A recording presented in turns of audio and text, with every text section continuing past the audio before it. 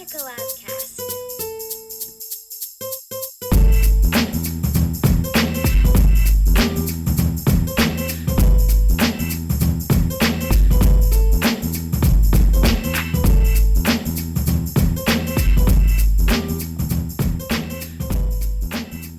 Hello, I'm Ruchika Chopra, host of Collabcast. Our Collabcast conversations are a resource from the Urban Collaborative, supporting over 100 districts in 29 states across the country to build equitable and inclusive practices. We are here to listen to stories and personal experiences of people in our community, their successes, how they got there, and advice they might share with others who are facing some of the same challenges and opportunities they may have had. Each of our Collabcast speakers connects us to the theme of the month that we are looking to explore with you all, our Urban Collaborative members. These themes concern issues that you have told us you are grappling with and want to learn more about. This Collabcast theme is Presumed Competence. Today, we are thrilled to have David James DJ Savarese join us. DJ is a multi-genre writer, artful activist, public scholar, and teacher. He authored Swoon in 2022, containing two poems that were nominated for Pushcart Prizes, A Doorknob for the Eye in 2017, and co-authored Studies in Brotherly Love in 2021. A three-time Pushcart Prize nominee, he has published poetry, creative nonfiction, and scholarly essays in a range of literary journals and anthologies. Co-producer, narrative commentator, and subject of the Peabody Award-winning documentary Deej, Inclusion Shouldn't Be a Lottery, which was released in 2017. He was 2022-23 Iowa Arts Fellow and Zooglossia Fellow with a 2017 to 19 Open Society Foundation's Human Rights Community Youth Fellow. He co-teaches inclusive, multi-generational, global poetry writing classes and directs the Lives in Progress Collective for the Alliance for Citizen-Directed Supports. One of only two AAC-using American autistics to be fully included from kindergarten through college, he has been actively disrupting the status quo since he was 5 years old. Before moving to Iowa City, Deej graduated Phi Beta Kappa with a double major in anthropology and creative writing from Oberlin College in 2017. Hi, Deej. Thank you so much for being with us. In my introduction, I shared some of your work and what you have been involved in over the years. Can we start this conversation by asking you to share some more details about your life's journey until now and how some of what you have been involved in has helped you to share your perspectives and beliefs? Sure. Hi, my name is DJ Savarese. I use he, him, his. I'm a young, white male with wavy, reddish-brown hair, dark glasses, and a goatee. I'm wearing a black-collared shirt, sitting in front of concrete steps that rise in the background. I self-identify as an artful activist, multi-genre writer, thought leader, presenter, and teacher. I believe we all have the capacity to make the world a better place. We all yearn to be an essential part of something bigger than ourselves. What does it mean to live our lives and lead from this perspective? As one of only two AAC-using autistics to be fully included from kindergarten through college graduation and beyond, I've been successfully designing and facilitating disability and social justice projects for over a decade. I currently serve as the founder and director of the Lives in Progress Collective at the Alliance for Citizen-Directed Supports. I also co-produced and narrated the documentary, Deej, Inclusion Shouldn't Be a Lottery, a Peabody Award winner for unprecedented inclusive filmmaking. The film follows me through high school and into college at Oberlin. And as a graduate of the Leadership, Organizing, and Action course at the Kennedy School at Harvard, I am well versed in community building focused on empowering others to realize their shared outcomes in the face of uncertainty. In the 18.5 years I was fully included from kindergarten through college graduation, I worked with 52 teachers, 22 professors, 18 school support assistants, 15 after-school assistants, 5 speech therapists, 4 occupational therapists, and 6 principals in 2 different school districts over 18 years. And I learned alongside at least 1,350 different students. That's a total of approximately 1,500 people with whom I spent at least 4 months and, oftentimes, 1 or more years. Those people are a part of my life, and I am a part of theirs. Those exchanges change the world we all live in, not just mine. As part of my Open Society Human Rights Fellow, I got to study leadership, organizing, and action at the Kennedy School at Harvard. I learned there that leaders aren't famous celebrities. They're massively hopeful and resilient people who support others in their shared goals in the face of uncertainty. I see from my lived experience as a fully included person with a disability that we are all interdependent, not independent, that we yearn for self-efficacy, not self-reliance. That means we both give and receive help and support, and that we yearn to be essential participants in our communities, not isolated individuals pretending to only need ourselves. It also means we need to pay attention to the how of what we do. It's not enough to simply climb up society's current power structure to be included. As a poet and change maker, I often rely on metaphors and seek out role models from the natural world. This has led me to see or think of ableism as the cultivated garden of a speech-based society. If I adopt that model as a given, as the only way of being, then my only hope to avoid being weeded out is to become an exception to the rule. But if, instead, I see life as a field of diverse and interconnected rhizomes, what some might call weeds, then I begin to undermine what keeps us all dutifully stuck in an inclusion-exclusion world, in which some beings are seen as disposable and others not. Let me explain. Rhizomes survive and thrive by creating a big network of multiple root bulbs full of nutrients and resources. If cut down, they grow back. Faced with difficult conditions, they can lie underground for up to a year, resting and restoring themselves before blossoming again. In this sense, weeding them out is far more difficult, if not impossible. And like us, rhizomes are diverse. Bamboo, turmeric, and iris are all rhizomes. Using this metaphor to guide my thinking, I see that we can't change who we are, but we can change the hopeful ways we relate to each other. Law, policy, and many assistive technologies assume the disabled are outsiders, striving to inhabit the cultivated, speech-based garden. So they seek to offer us passage across the divide by dismantling the physical barriers and by helping us pass or pose as independent, able-bodied speakers. But once there, we are seen as exceptional and accepting of the way things are. But what if, like rhizomes, we see ourselves as one of many lives in progress and seek to identify and disrupt the attitudes and assumptions that keep members of the dominant culture stuck inside that garden? What if instead of trying to make our ways into the garden, we invite everyone out into the field? What might that look like? With this metaphor in mind, I strive to dismantle the garden wall of inclusion and exclusion both from inside and outside the garden. By engaging in multiple ways with multiple communities simultaneously through writing and films addressing different audiences. By centralizing resources while honoring diversity and individual paths forward at the Lives in Progress Collective. And by connecting people who might otherwise never meet and allowing them to co-create community during my classes and presentations. Thanks, Tej.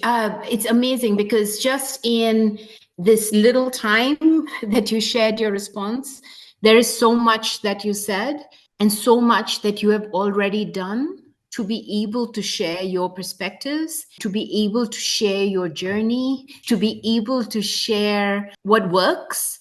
And has worked for you, the people you've interacted with. You talked about through poetry, video, through your teaching in classes that you've been able to do all those things. Some quotes that you just said that really it stood out for me. You said something about many lives in progress. We are all many lives in progress.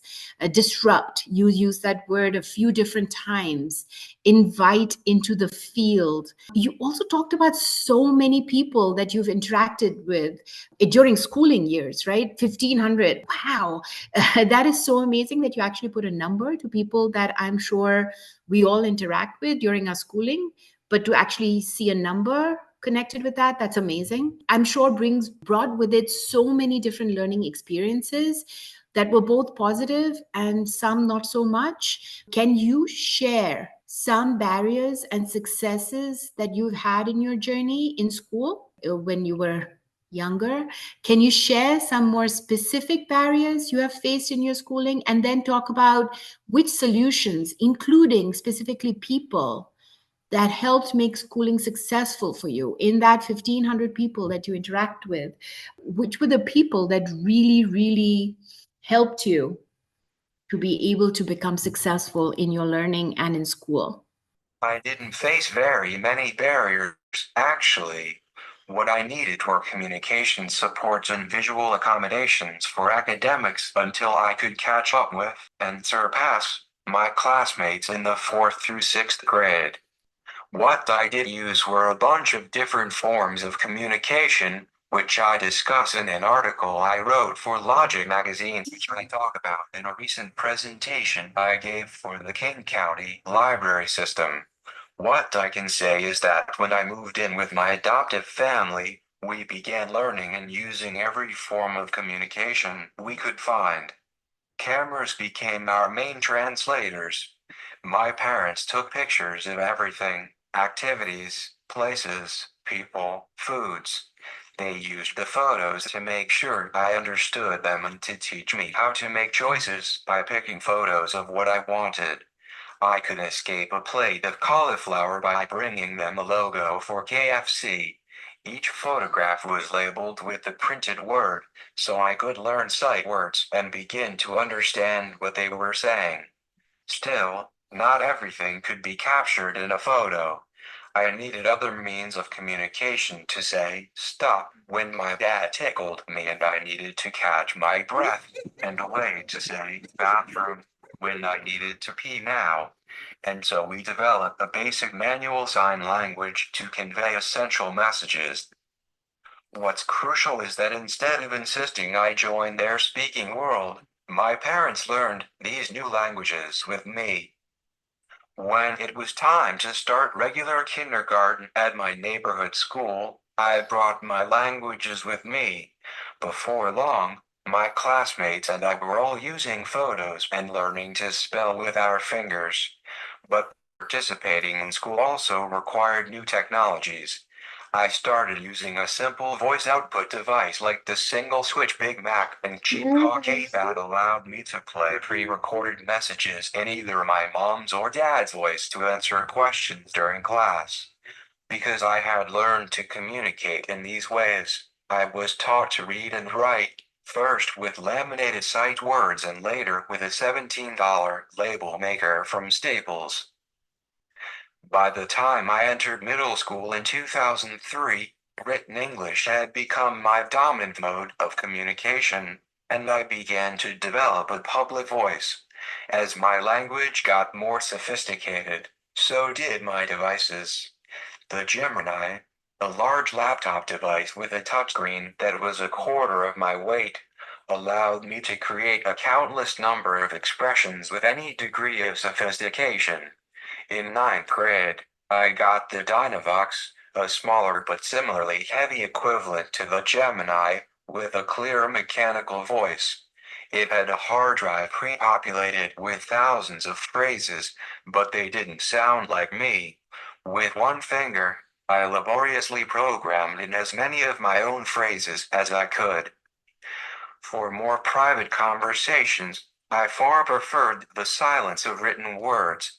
I brought my labeler with me everywhere, using it to converse with friends and process trauma with my therapist.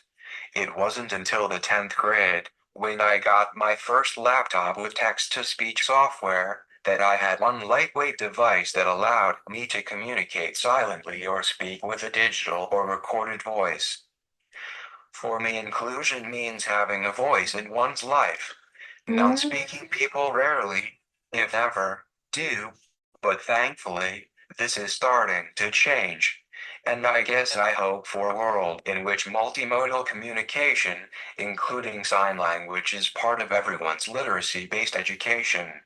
In kindergarten, my regular education teacher happened to know sign, and they found when she signed more frequently throughout the day, because I was in the class, our classroom had fewer students referred to special education for literacy-based skills despite having the same number of at-risk students in our room. In other words, sign language helped hearing students become literate who otherwise might not have been. Early on, I loved and needed to touch the words, so my mom made accommodations for every assignment I did at school. I can't explain everything that she did, but what I can say is I used Velcroed sight words, answer banks, filled in the blanks, and concept webs to show what I knew from kindergarten through 4th grade. What I can say is that my classmates and friends never looked at me with condescending eyes. They knew and appreciated me for who I am. 4th grade was my real blossoming period when everything suddenly clicked and I could decode and write anything I needed to. My two teachers that year made me feel like an essential member of their classes, smilingly encouraging me, working directly with me during work periods, and celebrating my accomplishments. What I can say, too, is that when I was in high school, two teachers really offered me ways to amplify my voice further. One was my speech teacher, not my speech therapist, but the public speaking teacher at the school. She never asked that I be excused from any of her required activities and actually asked me to write and co-direct two readers' theaters that received honorable mentions at the state competition. The other teacher was the advanced high school writing teacher. He became a real friend, offering me platforms through which I could share my thoughts about literature and write creatively. Thanks to them, I went to college reassured and well equipped to take on anything asked of me. But I couldn't have managed any of this if it weren't for my kindergarten friends and teacher. Mrs. Johnson offered me love, security, possibility, respect, and high expectations, which in turn led to my classmates offering me love, friendship, and companionship. Importance of thinking about various ways that we communicate and the systems that get created over the years using photos, manual sign, how we all need to learn each other's language and communication systems. The impact of sign on the other kindergartners in your class is evidence of that.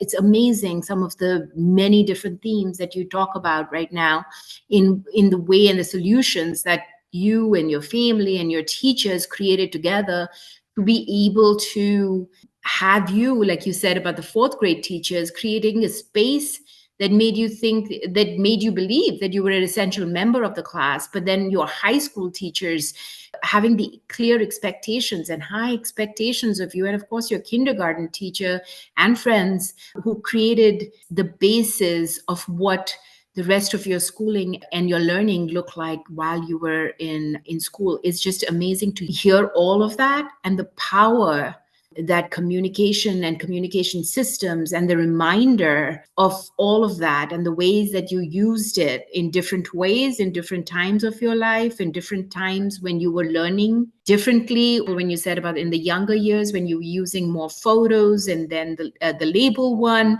the label communication system that you had created, a simple one which you continued to use even when you went out, even later in life, some of the more high-tech communication devices, but then just this whole idea that everybody that you were in space with considered your voice and considered what you brought to the table is amazing. And I appreciate and thank you for sharing that.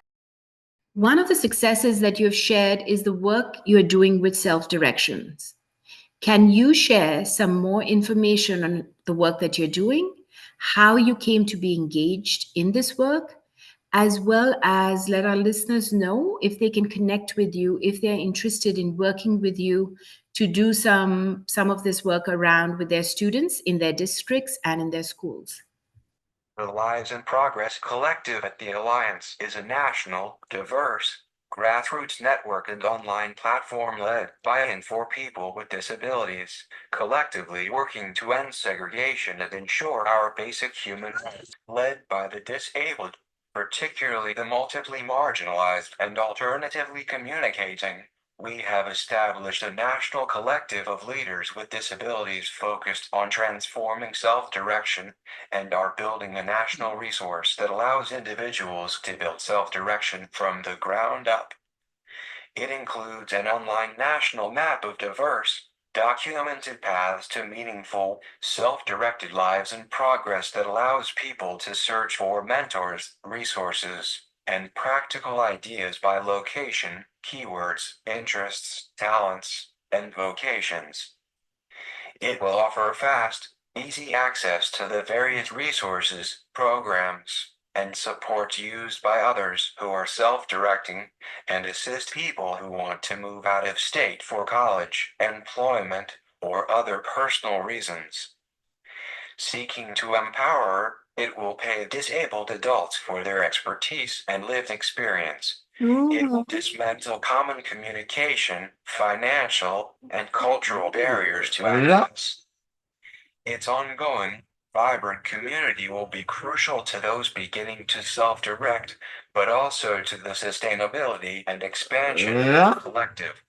Let me show you how it works.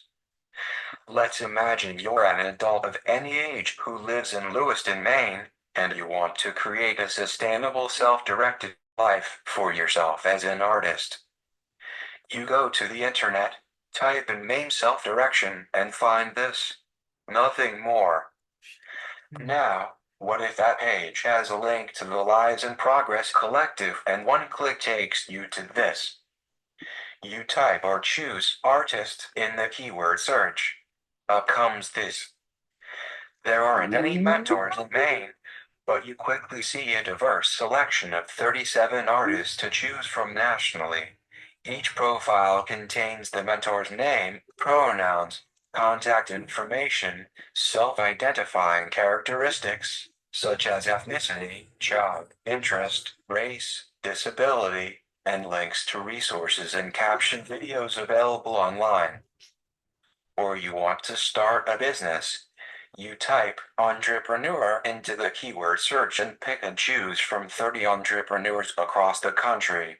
Again, you can see each mentor's name, pronouns, contact information, self-identifying characteristics, such as ethnicity, profession, race, disability, and links to resources and caption videos available online.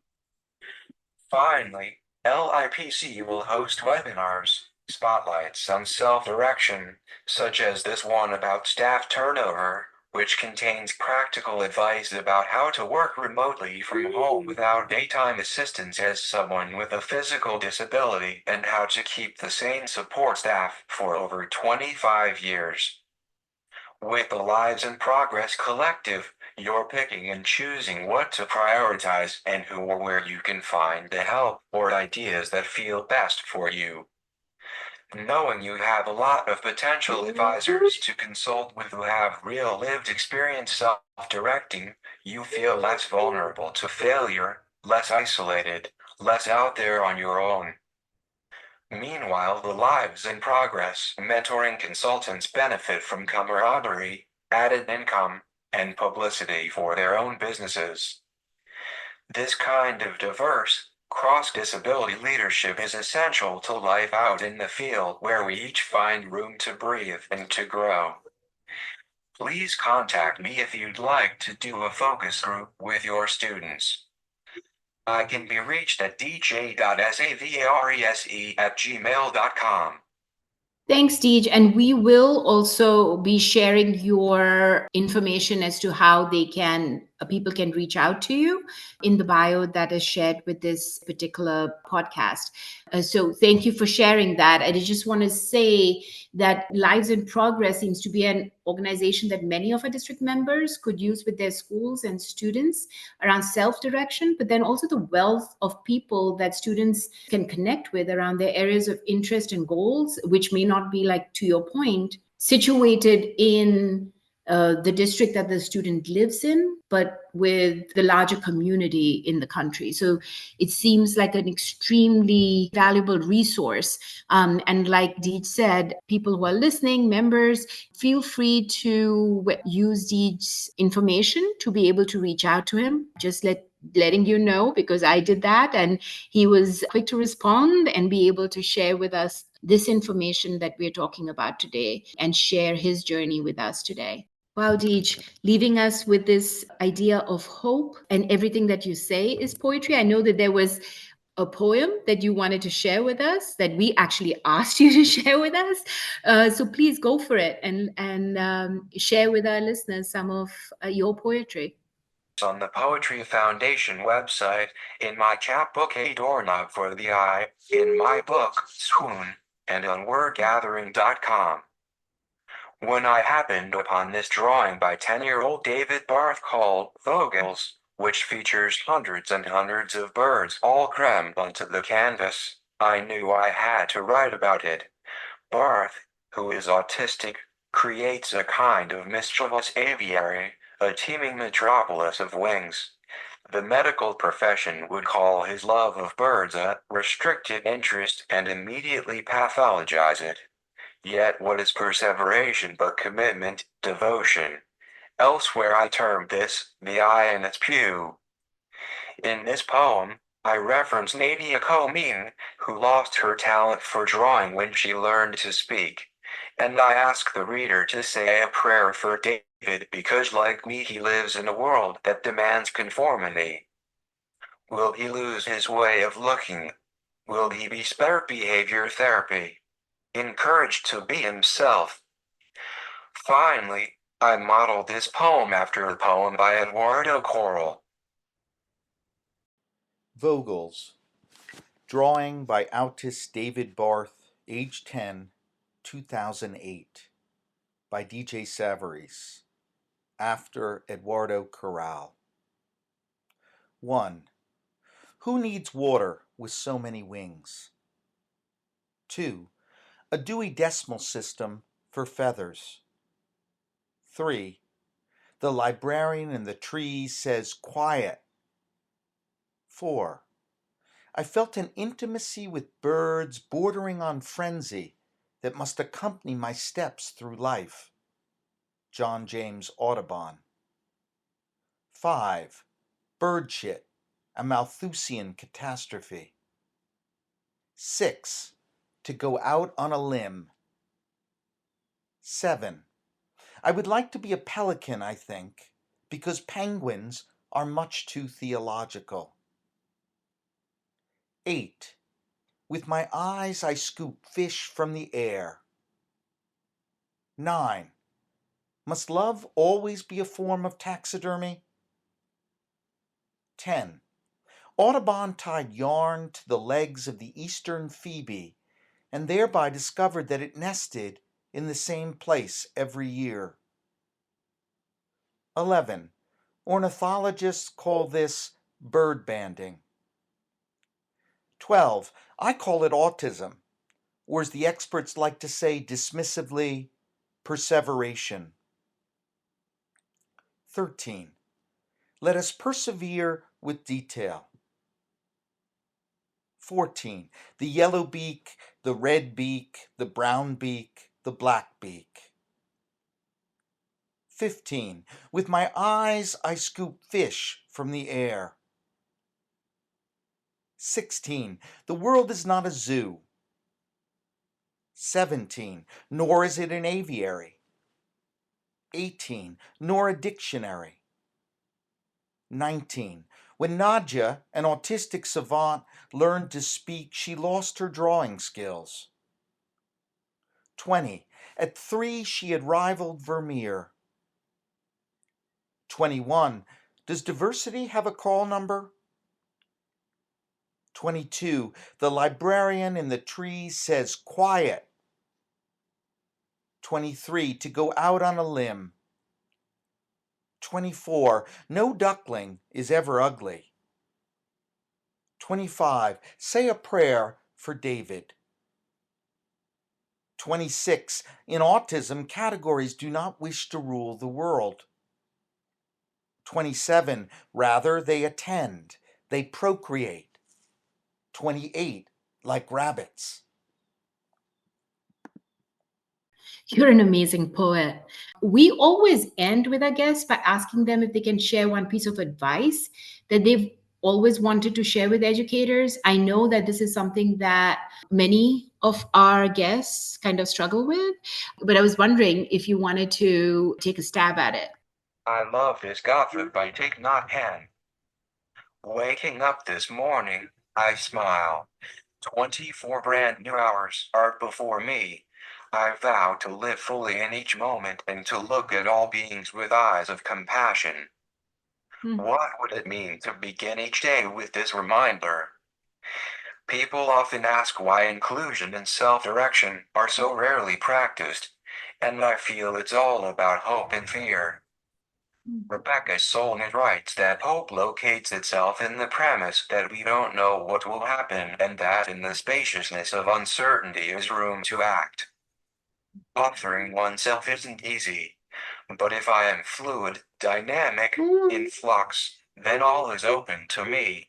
I'm less sure of myself, yes, but in that uncertainty lies hope and possibility, associative, expansive, collaborative, collective. Never set in my mind, always changing, my way feels less closed off, more open to connecting. For me, inclusion and self-direction are about leading life as a meditation on hope, a constantly unfolding creative improvisation. I leave viewers at the end of my documentary film, to each, inclusion shouldn't be a lottery, with the reminder that hope lives on, messy, imperfect. I say this because hope takes work. We need to nurture it by meaningfully engaging with others about what matters. Each success fosters our belief in ourselves. If we're hopeful, we're open to other ideas. We're making a difference in others' lives, not just our own. It's my hope that all people will get the support they need to be able to actively participate, not just as individuals, but as a part of something greater than themselves. I'll never stop learning and growing. I hope none of us will. So I'd like to send you off with a brief meditation on hope. I want to acknowledge. Hope is not easy. Hope can be hard. It's messy, imperfect, and gold. It's gold because it sheds light into our hearts, guides our path, and can even best our fears. It's okay if you struggle to hold hope. Realize that's just how hope is. Like meditation, hope is messy, imperfect, and gold. Let's just pause now for a minute to be with our hope.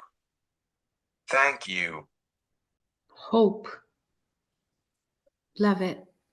Leaving us with hope. You are an amazing poet.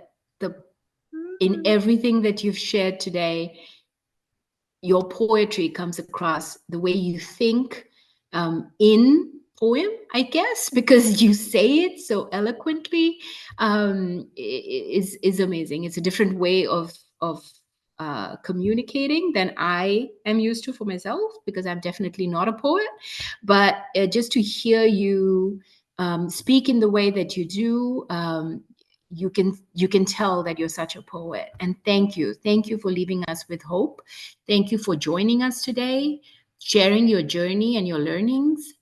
We know that our listeners will learn from this, reflect on their own journey, and support school communities that they work with to be more mindful of the learners in their schools and consider being more flexible in their vision who and how they think about their students. We look forward to hearing from all of you, our listeners, on how DJ's experiences connected with you, how you might consider sharing this with your own communities, and the changes you may consider. As always, we will have additional meetings and resources connected with this on our website, urbancollaborative.org. Please reach out with topics and themes you would like us to share some additional resources on with you. And as always, we thank Keith Jones of Crip Hop for providing the music. Thank you. And thank you so much, Deej.